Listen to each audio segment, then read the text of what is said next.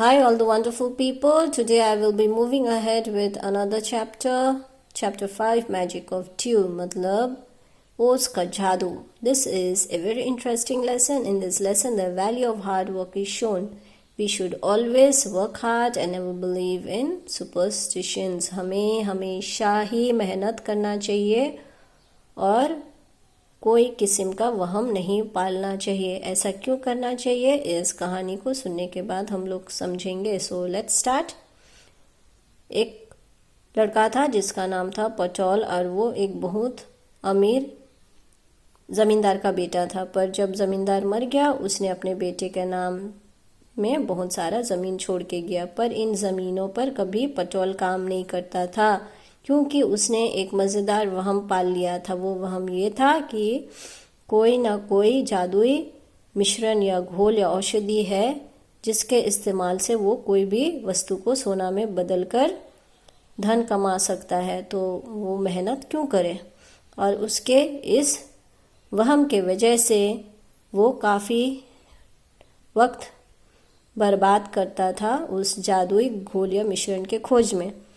और इसके वजह से उसे काफ़ी लोग ठगते भी थे, उसे वादा करते हुए कि वह पटौल को उस जादुई घोल के विषय में बताएंगे या देंगे उसे. पर ऐसा तो होता नहीं था. उल्टा होता क्या था, पटौल का पैसा और वक्त बेकार हो जाता था. और ये सब देख के उसका जो धर्मपत्नी थी कलावती परेशान हो चुकी थी, थक चुकी थी. और उसे ये समझ में आ रहा था कि धीरे धीरे अगर उसका पटौल का ऐसा ही हरकत रहा तो वो लोग कंगाल हो जाएंगे. इसी बीच पटौल का गांव में एक प्रसिद्ध महाराज आते हैं. महाराज मतलब गुरु महाराज, साधु. एक बहुत ही नामी साधु आते हैं जिसका नाम था सिद्धि महाराज.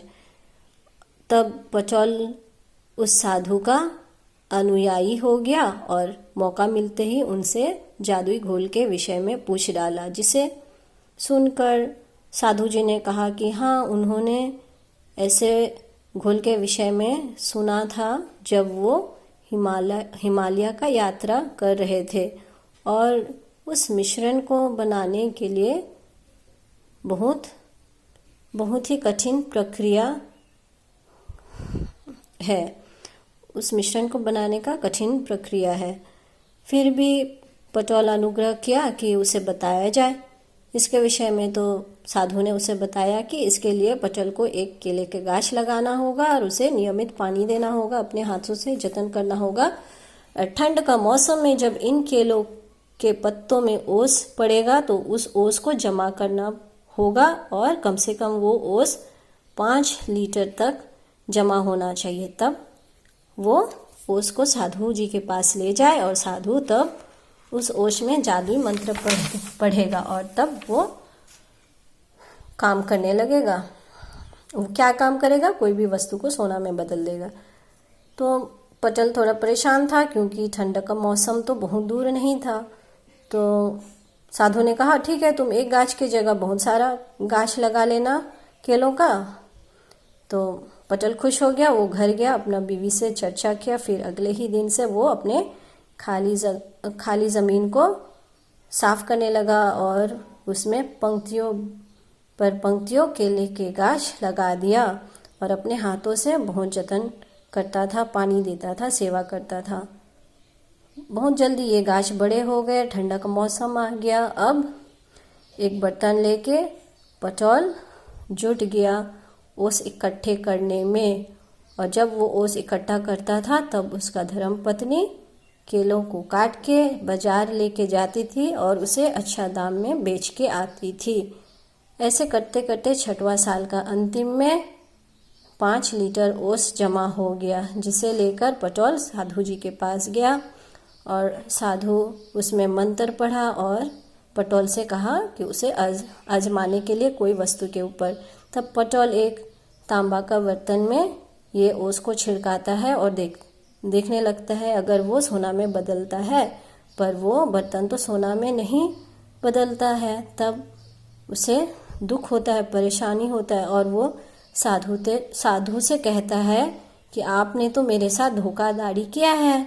तब साधु कहता है, मुस्कुराता है, फिर पटोल का धर्मपत्नी को सामने बुलाता है।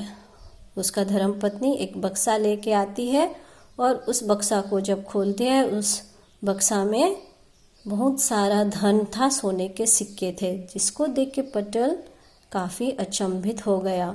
तब साधु उसे कहता है, देखो ये है तुम्हारा धन जो तुमने कमाया है, कोई भी जादुई मिश्रण के मदद से नहीं, पर अपने परिश्रम और मेहनत से। तुमने क्या परिश्रम किया था?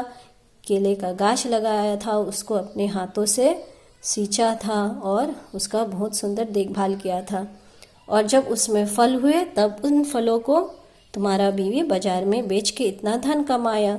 तो इसका मतलब क्या होता है कि ये तुम्हारा वहम है कि कोई जादू होता है, ये वहम तुम्हारा झूठा है, ऐसा कुछ नहीं होता है। जादू से पैसा नहीं कमाया जाता है, मेहनत से ही पैसा कमाया जाता है। और अगर मैंने तुम्हें ये पहले ही बता दिया होता तो तुम मेरे बातों पर यकीन भी नहीं करते और मेरे बात को सुनते भी नहीं, इसीलिए मैंने तुम्हारे साथ एक छलावा किया, तुम्हें ये बात समझाने के लिए।